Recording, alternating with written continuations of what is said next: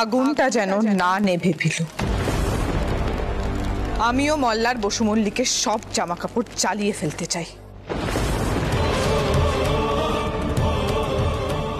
শুধু আমার জামা কাপড় কেন জ্বলবে, আমি সব পুড়িয়ে দেব।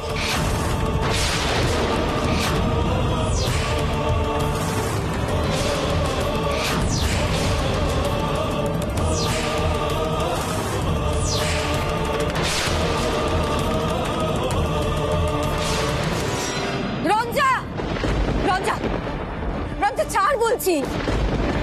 কি করছিস তুই এসব? কি যাতা বলছিস বলতো? ঠাকুরপো, তুমি দাঁড়িয়ে আছো কেন? ছেলেকে নিয়ে যাও এখান থেকে। আন্টি, বস্ত্র পরানোর উৎসব চলছে, সেটা আগে শেষ হোক।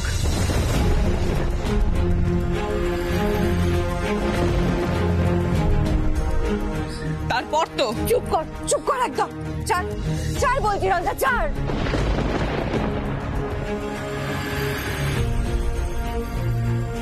ব্যাস ব্যাস ছোট ম্যাডাম। আর ঠাকুরপো, আপনি এক্ষুনি ক্ষমা চান।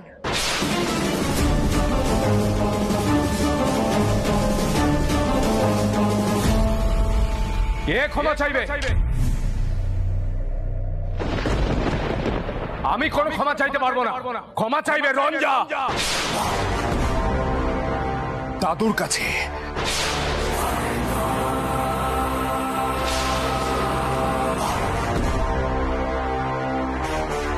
রঞ্জা, রঞ্জা ঘরে চল।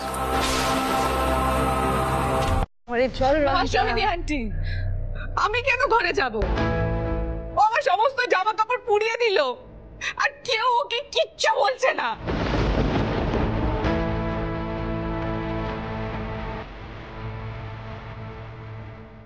তুমি আমাকে ঘরে চলে যেতে বলছো? আমরা যে কাকে কি বোঝাবো কিচ্ছু বুঝতে পারছি না।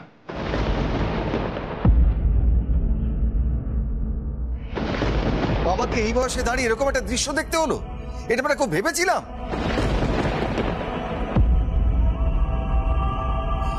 ছি ছি ছি ছি।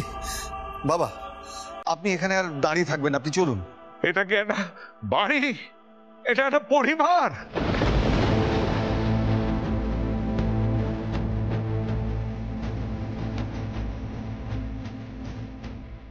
4 নম্বর কতদিন চলবে না? এর একটা বিহিত হওয়া।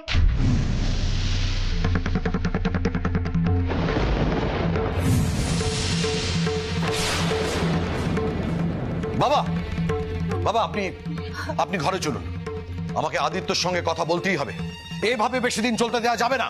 আপনি আসুন, আসুন বাবা, দেখে আসুন। এখন গুরুজিকে ডেকে কি হবে? এই বসু মল্লিক বাড়িতে নিজের দিকটা কেউ দেখে না।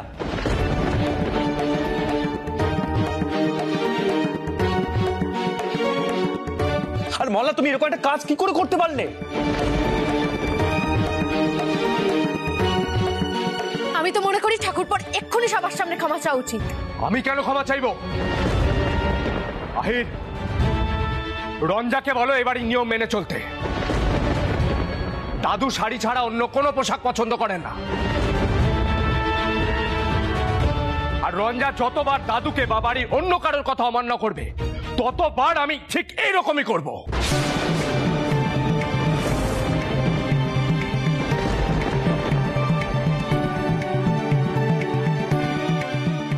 মা, আমি সত্যি এই বাড়িতে আর থাকতে পারছি না। এইসব ও কি বলছে? কি বলছে ও? আচ্ছা রঞ্জা, তুমি তো মল্লারের স্ত্রী, তো পুরুষ মানুষ, ওর একটা মান সম্মান আছে। তুমি কদিন শাড়ি পরলে ওর সম্মানটা তো বাঁচতো। আর আমার মান সম্মানের কি হতো শাশুমা? এই জামা কাপড়গুলোর মধ্যে আমার বাবার দেওয়া গিফট ছিল, আমার মায়ের দেওয়া জামা কাপড় ছিল। ইচ্ছে করছে না, ইচ্ছে করছে মল্লারের সমস্ত জামা কাপড়গুলোকে জ্বালিয়ে দিই, বুঝতো তখন।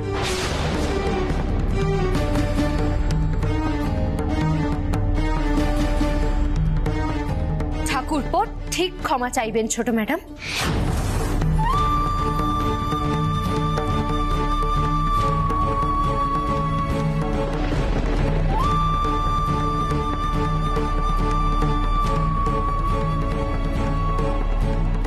ক্ষমা চাইবেন। যদি সেটা হয় তাহলে রঞ্জাও শাড়ি পরে নেবে কটা দিন। দেখো করতে পারো কিনা। আমিও দেখি মল্লার বসু মল্লিক সবার সামনে ক্ষমা চাইতে পারে কিনা। আমি আমার কন্ডিশনটা জানিয়ে দিলাম।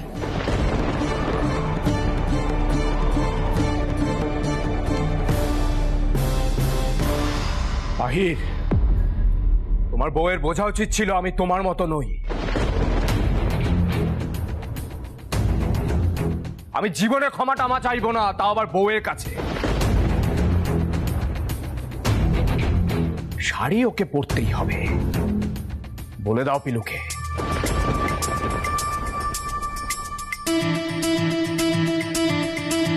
মল্লার কোনো শর্ত মানে না।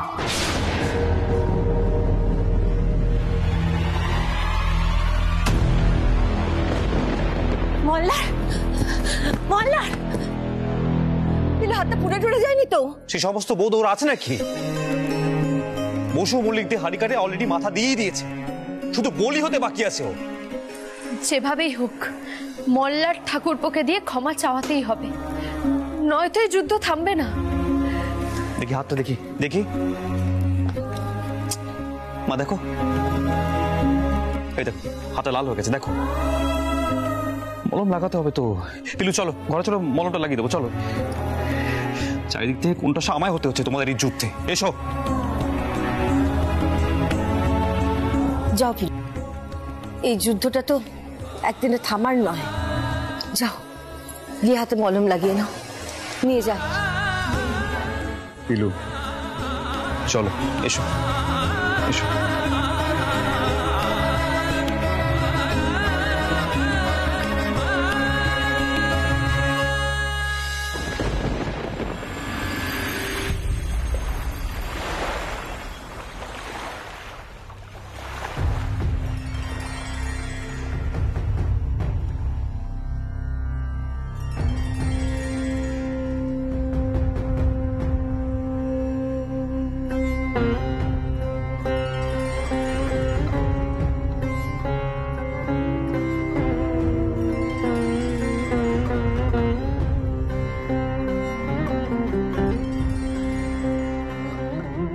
বড় বৌমা,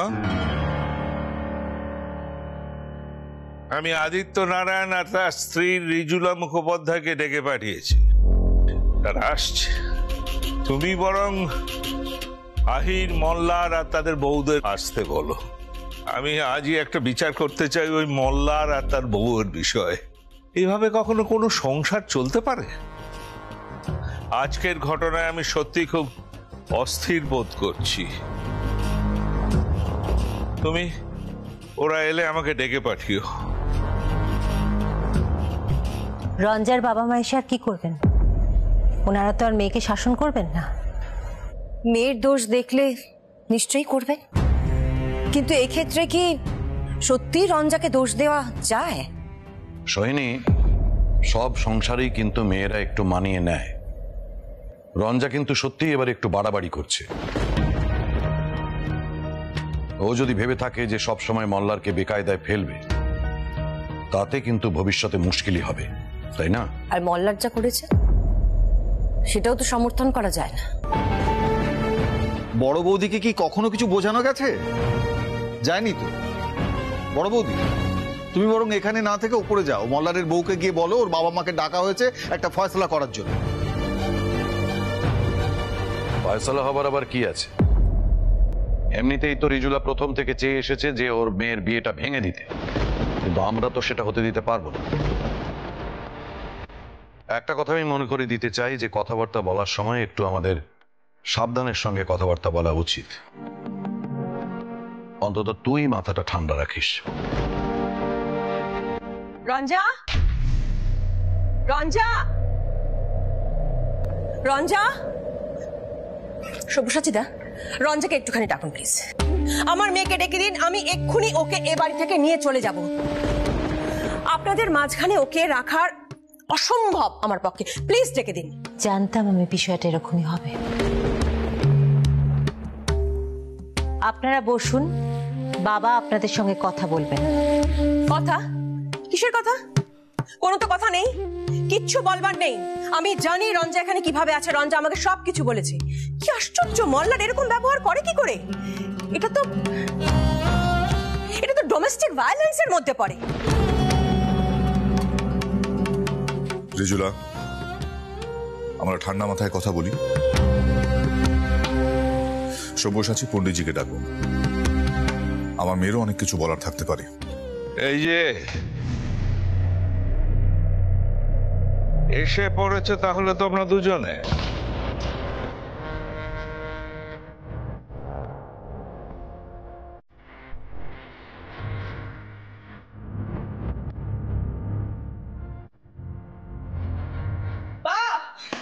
রঞ্জা, রঞ্জা, খুব ভালো হয়েছে তোমরা এসে গেছো। রঞ্জা, চলো বেটা, চলো তুমি গেস্ট হাউসে চলো, এখানে আমি আর তোমাকে রাখবো না, তুমি চলো। দাঁড়াও, এখানে তোমাদের একটা আলোচনার জন্য ডাকা হয়েছে।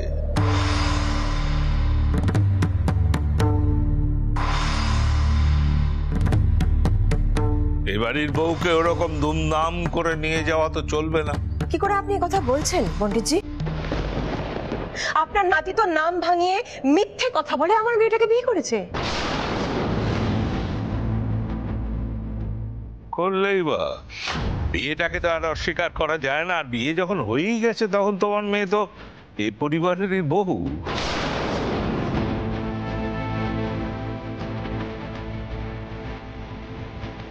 তাকে নিয়ম কানুন মেনে চলতে হবে এ বাড়ির।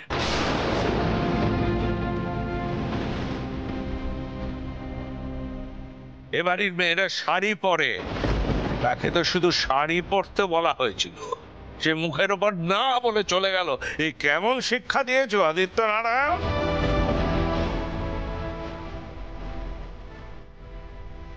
পণ্ডিতজি, আপনি শুধু আমাদের এই শিক্ষার অভাব দেখলেন, আপনারা কতগুলো অন্যায় করছেন তার খেয়াল আছে? চমৎকার, চমৎকার। বাপ মা যদি এই ধরনের প্রশ্রয় দেয় তাহলে তো মেয়ে এরকম উড়নচণ্ডী হবেই।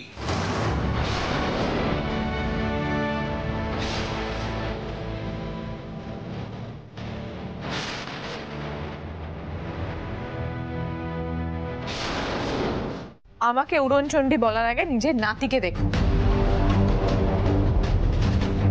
আমার সমস্ত জামা কাপড় পুড়িয়ে দিয়েছে।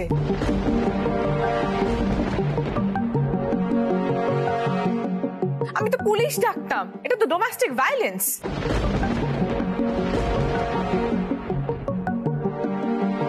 দেখো রিজুলা, দেখো তোমার মেয়ে একজন বৃদ্ধ মানুষের সঙ্গে কিভাবে কথা বলছে, আর এসব দেখে তো মল্লার খেপে যাবেই। হ্যাঁ, খেপে যাওয়াটাই তো স্বাভাবিক। আমি সহ্য করতে পারছি না, জাস্ট সহ্য করতে পারছি না বাবার এরকম অপমান।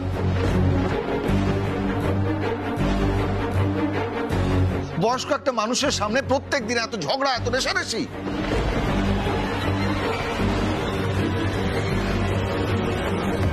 আমার তো এবার সত্যি সত্যি ভয় করছে বাবা না অসুস্থ হয়ে পড়ে। বেশ তো, আমি তো বলছি আমি আমার মেয়েকে নিয়ে চলে যাচ্ছি, ভেঙে দিন বিয়েটা।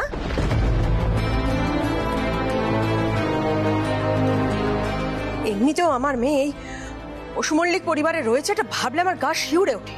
যে সমস্ত কাণ্ড আপনারা করেছেন আমরা ভাবতেও পারি না।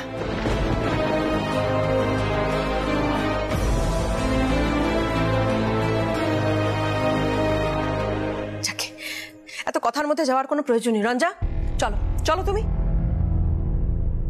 আদিত্য, মেয়েটা তো তোমারও, তাই এখানে তোমার কোনো বক্তব্য নেই? সবে কি রিজুলা বলবে? সব্যসাচী, এইসব রেষারেষি বাদানুবাদ আমার ভালো লাগে না। তবে যা তোমরা করছো সেটাও ঠিক নয়, অন্যায় সেটা। আর এই সবটাই তার ফল।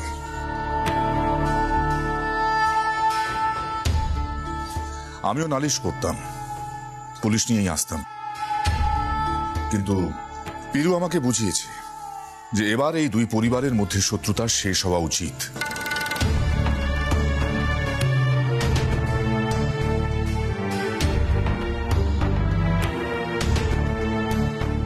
তাই অনেক কিছু সহ্য করছি, শুধু তোমাদের শুভবুদ্ধি কবে জাগে সেটাই দেখার আশায়। দাদা সব ঠিক আছে তো? কই কি ঠিক আছে তো মা? আমরা তো চিন্তায় বাড়ির মধ্যে থাকতে পারলাম না, তাই চলে এলাম। সব ঠিক আছে তো? উল্টা কি হবে উদয় নারায়ণ? কি ভাবলে তুমি তোমার দাদাকে ডেকে নিয়ে এসে আমরা খুন টুন করবো?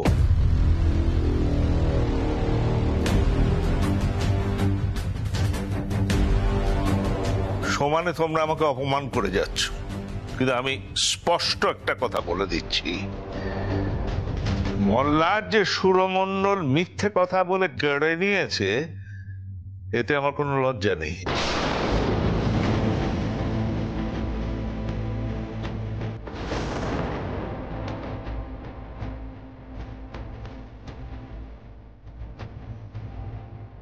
এই ঘর থেকে যখন পণ্ডিত জ্ঞানেন্দ্র প্রসাদ মুখোপাধ্যায় আমাকে অপমান করে বার করে দিয়েছিলেন, কই তখন তো কারোর খারাপ লাগেনি।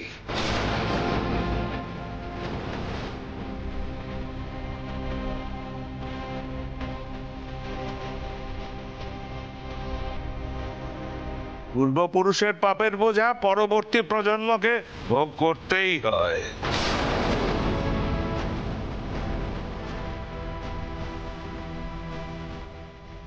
আমার নাতি প্রতিশোধ নিয়েছে, বেশ করেছে।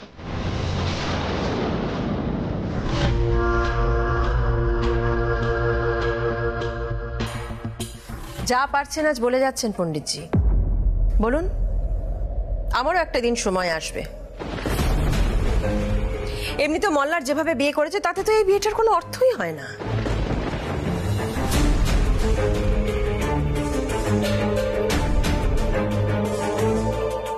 লজ্জা দাঁড়িয়ে আছো কেন বেটা? হ্যাঁ সৈনিক, এসব কি পাগলামো হচ্ছে বলতো? আর কি বলবো রে ঋতু, বাড়ি তো নয় যেন যুদ্ধক্ষেত্র।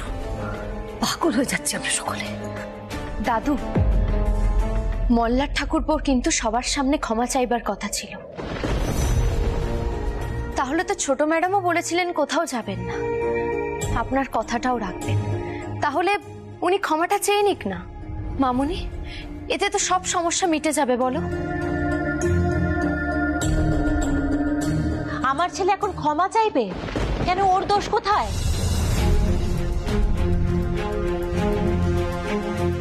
আর এরকম একজন বউ পেলে যে কোনো পুরুষ মানুষের মাথা খারাপ হয়ে যাবেই। হ্যাঁ কাকিমা, সে তো ঠিকই। এই বাড়ির সকলে তো আবার রাগী কিনা। তবে ঠাকুরপো রাগের মাথায় এটুকু বুঝতে পেরেছেন যে উনি যেটা করেছেন সেটা ঠিক করেননি। তাই ছোট ম্যাডাম, পুলিশ ডাকার কোনো দরকার নেই। ঠাকুরপো আপনার কাছে ক্ষমা চাইবেন তো?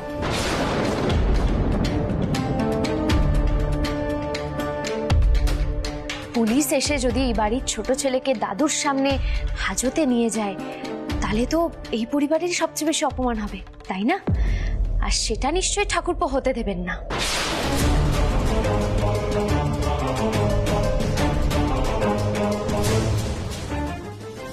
ওস্তাদজি, আপনি একটু ঠাকুরপোকে বুঝিয়ে বলুন না, তাহলে তো ঝামেলাটা এখানেই মিটে যাবে।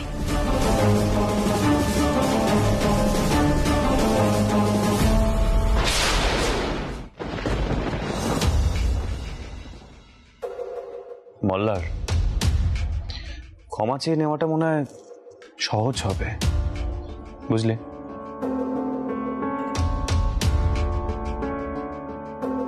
মানে থানা পুলিশ এই সমস্ত খুব একটা সুখকর অভিজ্ঞতা তোমার হবে না। আর তুমি তো জানো এখনকার যুগে মেয়েরা যদি অভিযোগ করে আর পরে যদি সেটা প্রমাণ হয়, তখন কিন্তু আরো অনেক বড় ঝামেলা হবে। আর যতদূর আমি জানি তুমি তোমার পরিবারের বিষয় নিয়ে যথেষ্ট সজাগ।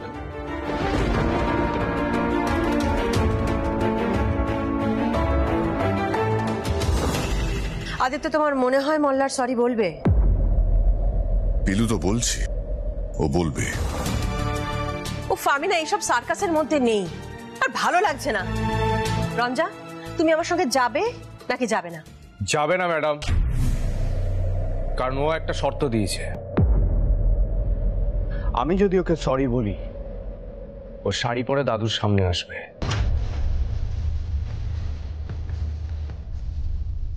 আমি বলছি। কি কি বলবে? পারবে একজন মেয়ের কাছে ক্ষমা চাইতে? ইগোতে লাগবে না? নেহাত বিয়েটা ভাঙতে পারবো না, তাই সরি বলছি। এর বদলা আমি নেব, দেখে নিও।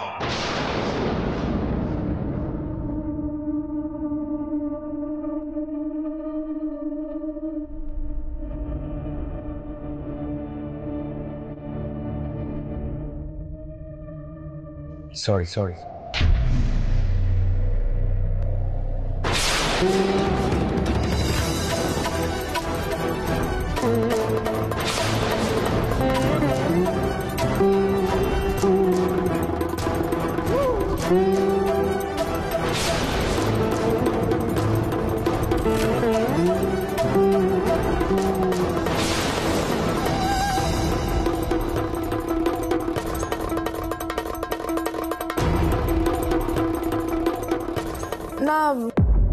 না, দাদুর তো বয়স হয়েছে, একটু শুনতে অসুবিধে হয়। কি বললে?